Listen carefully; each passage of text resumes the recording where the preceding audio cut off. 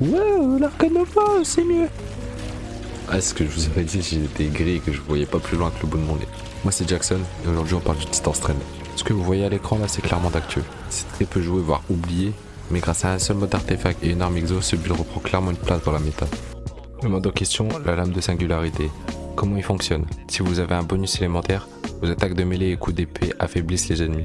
Ce bonus élémentaire, on va l'avoir grâce à une seule arme, le Vex Calibur. Quand vous parez avec ce glaive, ça vous donne un surbouclier abyssal. Surbouclier qui fera office de bonus élémentaire. Donc l'idée c'est de parer des dégâts pour faire proc le shield abyssal et grâce à ça avoir l'effet de la lame de singularité. Là ce que vous voyez c'est un aperçu des dégâts avec et sans le mode. Sinon concernant le loadout, niveau armure exo je vous conseille les carrosses du ver divin. Après chaque kill à la mêlée vous obtenez un bonus de dégâts qui est cumulable 5 fois. Pour la doctrine, niveau aspect, tempête de fléchettes, parce que c'est sur ça que se repose le build. Bannière de guerre pour maximiser vos dégâts et votre survie. Niveau fragment, aucun n'est réellement game breaker, c'est vraiment au choix. Alors vous pouvez prioriser selon les stats que ça ajoute.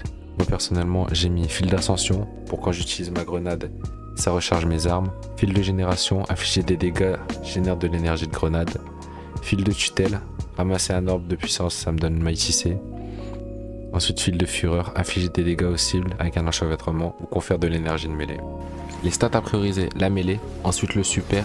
Et après je vous conseille soit arme soit grenade. Arme pour pouvoir DPS en cas où si vous avez plus de mêlée et grenade pour ajouter une mêlée supplémentaire.